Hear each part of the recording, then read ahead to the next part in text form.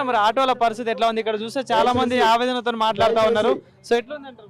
మేము first of all Patancheru GSM మేము వచ్చింది పటంచూర్ జిఎంఎస్ఆర్ ఆటో యూనియన్ తరపు నుంచి వచ్చినాం మేము పటాన్చెరు.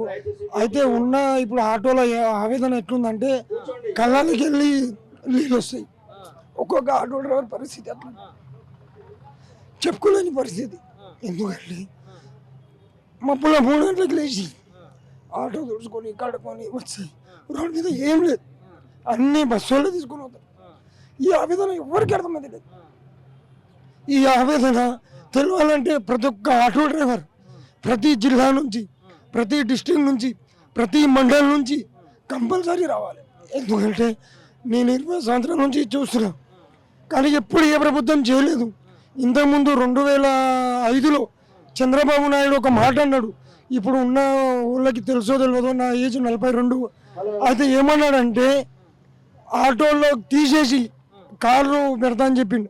ఆ ఒక్క మాట గురించే చంద్రబాబు నాయుడు ఇప్పటివరకు మన తెలంగాణలో సీఎంగా రాలేడు. ఇది చాలా మందికి తెలుసు. అదే గతి ఇప్పుడు కాంగ్రెస్ ప్రభుత్వం చేస్తుంది.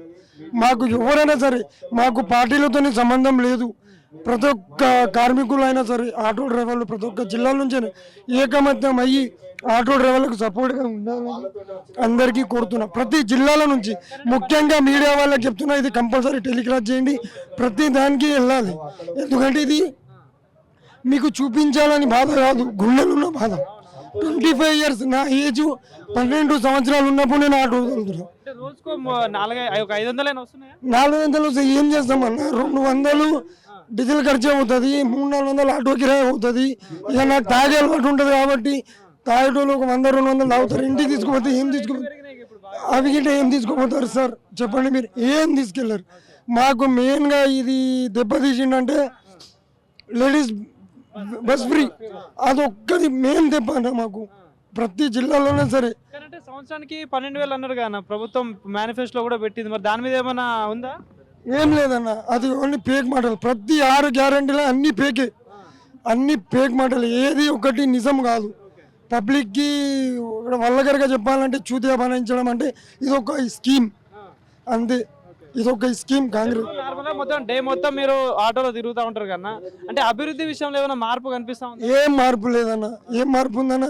ఫస్ట్ వచ్చేది రోడ్డు మీద ఆటో డ్రైవర్, ఏ జిల్లాలైనా, ఏ మండలైనా, ఏ డిస్ట్రిక్ట్ అయినా ఆటో డ్రైవర్ ఫస్ట్ రోడ్డు మీదకి వస్తాడు. ఆ ఆటో డ్రైవర్కే మార్పు మొత్తం చేంజ్ చేసిన తర్వాత ఇంకా మార్పు ఏముందన్న? ఏమైనా మార్పు ఉందా? ఎందుకంటే ఒక్కొక్క రూపాయి కూడా తీసి ఫైనాన్స్ కట్టాలి, చిట్టీలు కట్టాలి, అవన్నీ చూసుకుంటే వచ్చేదే అవన్నీ గిట్ట. అలా ఇంతకుముందు నా పిల్లలు ప్రైవేట్లో చదువుతున్నాను, ఇప్పుడు గవర్నమెంట్లో.